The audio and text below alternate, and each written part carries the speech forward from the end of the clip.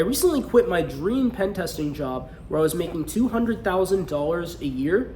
I'm basically getting rid of everything that I own, including my dog as well.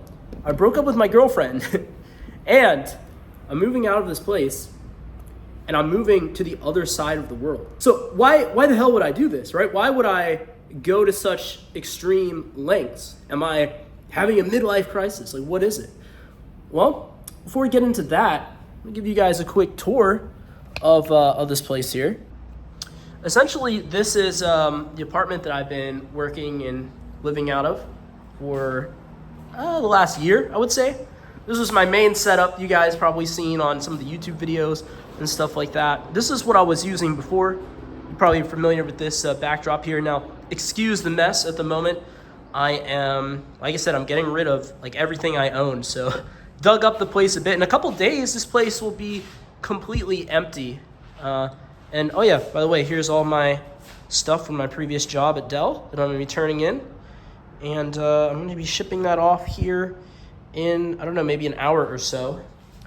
And yeah, I got this whiteboard here. I would highly recommend a whiteboard, by the way. You can see 3 days left till I move out of this apartment and move across the world. Now, where am I moving? Well, stay tuned. You guys will find out for sure. I highly recommend a whiteboard, though. I will probably get one wherever I move. Maybe not one this large. I didn't know it was going to be this huge.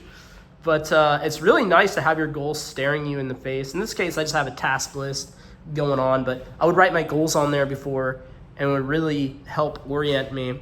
Now, you might have noticed a new setup in, I don't know, the last couple months, right? So this is a 2-bedroom apartment in the middle of downtown Austin. Definitely a nice setup. I will be a little sad to leave this one behind. Also a little messy here, but here's the lights and stuff like that. The setup, got a couple monitors here. Got the lighting, got some sound panels right here as well. I will take the lighting with me for sure at my new place, and I'll take the mic and the audio equipment and stuff like that. But yeah, you can get some cool RGB backdrops with this. I'm going to take those. A lot of this stuff actually collapses down pretty nicely, so it's pretty portable. I got this. Now, this is the part that I'm actually kind of salty about. I got this custom-made Elevate Cyber light-up sign here. I'll show you guys. And I ended up making this big move before I ordered it. Like, when I ordered it, I didn't know that all these moves were going to be made, so we'll get into that. Like, why would I do this right now, this period of time, right? I ordered this amazing sign and everything. I was going to mount it on the wall here so you guys would see, like, the lights and you would see, like, Elevate Cyber in the background. I'm not going to get rid of this sign. I'm gonna see if I can store it at my dad's place for a little bit, and maybe eventually, I think it might be worth it to pay the shipping cost to get it over there because, I mean, come on. How cool is that, right? So I'll try to keep the dream alive with that one. But yeah, this used to be an apartment that I shared with a roommate. This was my old room, pretty small room here, but I mostly, spent the majority of my time out in the living room and stuff like that. That's a pretty nice area, right? But then he moved out, and I just took over the whole place, and I moved in here. Pretty cool views out of this room here. Used to have a little setup here with a monitor and stuff, but I sold that. I sold most of my stuff at this point. But yeah, definitely a cool setup here. And for those of you guys that are super security minded of, oh, he's doxing his location, by the time you guys see this, I will already be out of here. So go ahead, roll up. But yeah, so like, why would I do all this? So yeah, I absolutely love pen testing, and just so it's clear to you guys, this channel is not going anywhere. In fact, I am going to be working on Elevate Cyber full time now, and I'm going to be continuing pen testing and everything like that because I absolutely love pen testing. You guys probably know that if you've been following the channel for a while. But actually, when I was going through this place, right, I was digging through some of my stuff. I found some note sheets that I had, funny enough, and these were back from like 2017, and I found that, even 7 years ago, I talked about reaching this moment where I was able to quit my regular job and go full into pen testing for myself and working with my clients, helping people get into cybersecurity. Because look, pen testing is amazing. What I didn't like so much is all the restrictions that come from working a regular job, right? Working for someone else, basically. Because whenever you work for a company, there's just no way around the fact that you do, end up foregoing a lot of your freedoms, let's say. Because even if you have the ideal working situation, and, if I were to go back like maybe 1 year, maybe like 18 months ago, I had the perfect, most ideal working situation as I would describe it.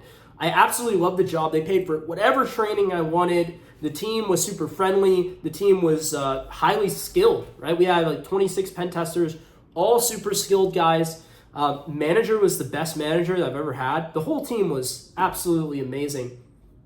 But I was very quickly reminded of what happens when you work for one of these companies. And this could have happened anywhere. I'm not knocking the company that I work for. But one day, the CEO woke up and decided, hey, all these remote workers, I don't want that, right? I want to, we want to fill these offices with people, right? These offices are too empty. So he decided that everyone now was required, if you lived within 1 hour commute time of an office, you had to go in and work from the office. Now, let me just rewind back a little bit before that. Because when I was first hired at the company, I was hired as a remote worker. They said, hey, you're a remote worker. You can even apply for a $450 credit. We'll just pay you $450 credit to set up your home office. It's like, awesome. I even took advantage of that offering. And then about a year or two later, I decided, hey, I want to move from Texas to Florida to be closer to family and things like that. And I actually even I didn't think it would be any problem. I was a remote worker. I actually even had a place locked in. I'd signed a lease and I was about to move there. And then I mentioned it to my manager, and they're like, "Oh, whoa, wait! You can't do that. We expected local support." I'm like, "Really?" They hired me as remote, and they said, "Well, I'm sorry, they screwed up. They should have told you that you were required to be here in Austin. But it's just because the other team that you're going to work with, we don't really care personally, but they expected local support. So just prove to them for 1 year that they don't need local support, and then you can move down to Florida." I was like, okay, that's a bit of a bummer, but that's okay, right? I didn't think too much of it at the time. Definitely it was a negative thing. Now, fast forward to a year later, and then they do that, return to office hybrid policy, right? That's the hot thing right now in the tech industry, or in general, is this hybrid remote policy where you got to go into the office 3 days a week. Because I do live within an hour commute of one of our offices, so I was on the hook for that. Now, fortunately, my manager was super cool about it. He didn't require me to go in 3 days a week. As long as I went in a couple times, I ended up going in, I worked it out so I could go in twice a week. But still, that was extra commuting that I had to do, right? And so, I was thinking about ways that, I can get out of that situation, maybe even move outside of an hour of the office just so I didn't have to do that, right? I had to adjust my life for it. And all this was just because someone woke up one day and said, hey, by the way, here's the new policy. It's going to change your life, and there's nothing you can do about it, right? So fast forward a year after that, 6 months to a year after that, and it turns out that they changed the policy. They went more heavy-handed. They said, hey, now we don't give a damn how far you live from an office. You are required to go in 3 days per week, every single week. But here's the kicker, right? You get a one-time opportunity to declare yourself as a remote worker. And if you're a remote worker, then you don't have to go in at all. Sounds great, right? Well, there's a catch to that. What is the catch? Well, the catch is that if you declare yourself remote, then you're ineligible for promotion past a certain point. And let's just say that I was as high up as I could be in the company without basically, if I wanted to be promoted again, I would have to go to hybrid. So now, even if my manager was able to give me the go-ahead to move to Florida or wherever, I would have to move back here and be a hybrid, classify myself as hybrid in order to get a promotion, just to be eligible for a pay raise, right? And once I did that, because once you go hybrid, you can never go back to remote. So, and maybe those policies may change, but that was the situation I was in. So it really got me thinking, right? And let's say that, there's some other events that transpired as well that I won't get into on this video. And that was an extra thing. It really got me considering, okay, because like when those things first happened, I said, all right, where am I at financially, right? I've been saving up money for some time. I've been putting a lot of effort into helping my clients, helping people get jobs in cybersecurity, and that was doing pretty well. And when it was event after event after event that kept occurring, I really started to set targets on, okay, here's where I might realistically leave this job to pursue my thing full time. And it just so happened that recently I came to the realization that all those targets that I set, I already achieved. I was already there. And that is the beauty of cybersecurity.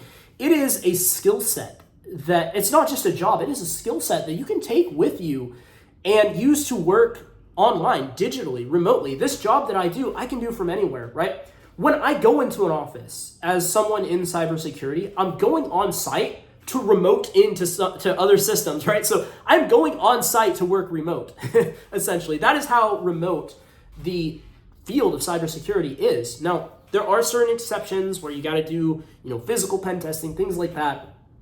But I don't really do any of that stuff. All the stuff that I do can be done digitally. And so, yeah, it really got me considering this path. And once things kept transpiring and they got more heavy-handed with these policies and all these things I didn't like in the company, I decided that, it was time to pull the trigger. And what really, I would say, pushed me over the edge is that when I looked at my goals and I saw that I wanted to go to Asia, right, for a long time. I wanted to work from Asia. And I started crunching the numbers because the cost of living is way more advantageous in these areas of the world. I started running all the numbers, and I found that, living in Austin, Texas is pretty expensive now. It's become the new California, to be honest with you. For those of you in the US, you know what I'm talking about. Prices went up over the pandemic. They never went back down, right? That people thought the prices would go back down. No, they did not, right? So what I decided is that, and when I was crunching these numbers, I figured out that, wow, actually the amount that I would be saving by moving to Asia in this particular location, right, is so great that it offsets the fact that I have two incomes working for my regular job and Elevate Cyber, right? Because I've been doing that for years now.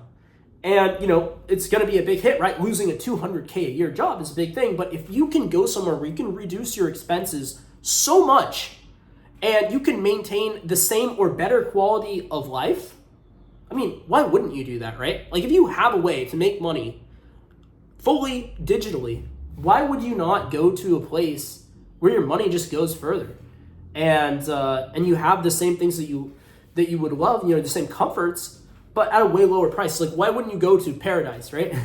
So this is something that I'm gonna pursue. I'm gonna check it out and kind of forge this path, and excited to report back to you guys what my learnings are from that. Right, I always love to make this channel about kind of taking you guys along with me with the journey, right? That is how this channel started. If you guys have been around since the beginning days, right, I was pursuing OSCP and I was just vlogging about my experience. I didn't think that this would become a business or a big channel or anything like that. It's still not a huge channel, right? But thanks everyone for your support, for sure. We're getting there, we're working on it. But I never thought we would be here, right? And so I kind of want to a degree, keep making the content that you guys love, but also introducing this element back into it of like, hey, here is something that I'm pursuing within cybersecurity and my journey, and I'm sharing that experience, with you guys. So that is what I'm kind of moving towards here. So yes, stay tuned on the channel, and come along with me on this journey to the other side of the world.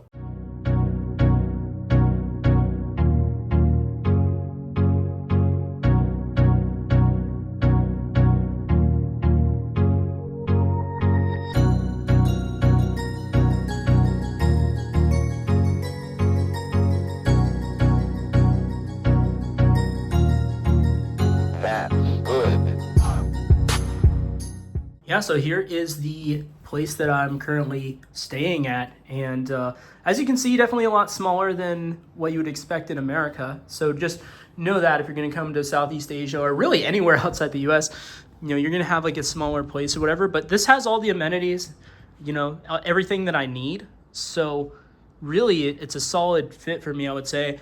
And you have I have my setup here, portable setup that I brought my lights. As you guys can see here, all the stuff that I had from my studio. I made a little makeshift desk here with my computer, laptops, and microphone and everything like that. But yeah, the thing is about this area is that I'm in a very good location. So I'm actually in Bangkok, Thailand. So definitely an awesome place to check out. I'd recommend you guys, if you want to come to Southeast Asia, come to Bangkok. Super modern city. It has pretty much anything you can think of. A lot of people, when they think of Thailand, they think of like villages and stuff like that, but actually Bangkok is one of the largest cities. Very prime location as well, which is one of the really big selling points of it. You're literally in the central area of Southeast Asia. You can get anywhere super quick and super cheap through flights, which, by the way, before I get into that, let me show you guys. Got some mango sticky rice here that I picked up yesterday. This is super good. If you guys come to Thailand, you definitely want to try out the mango sticky rice. It's like a dessert type thing with the mango, the rice. But yeah, super good. Got my audio equipment down there. But yeah, a little pro tip for you guys is if you want to do more traveling, I would highly recommend to get into points hacking, especially if you guys are American. I'm not exactly sure how it works in like some of the other countries and things like that, but for Americans, there's a lot of credit cards that you can apply for that will give you mileage points bonuses. So basically the way it works, to give you guys a quick rundown on it, is you can apply to a credit card that will say like, okay, if you spend like $3,000, sorry, I got this timer going off. If you spend like, and it depends on the card, but let's, for example, say like you spend $3,000 in 3 months, then you get like, I don't know, like 60,000 bonus miles.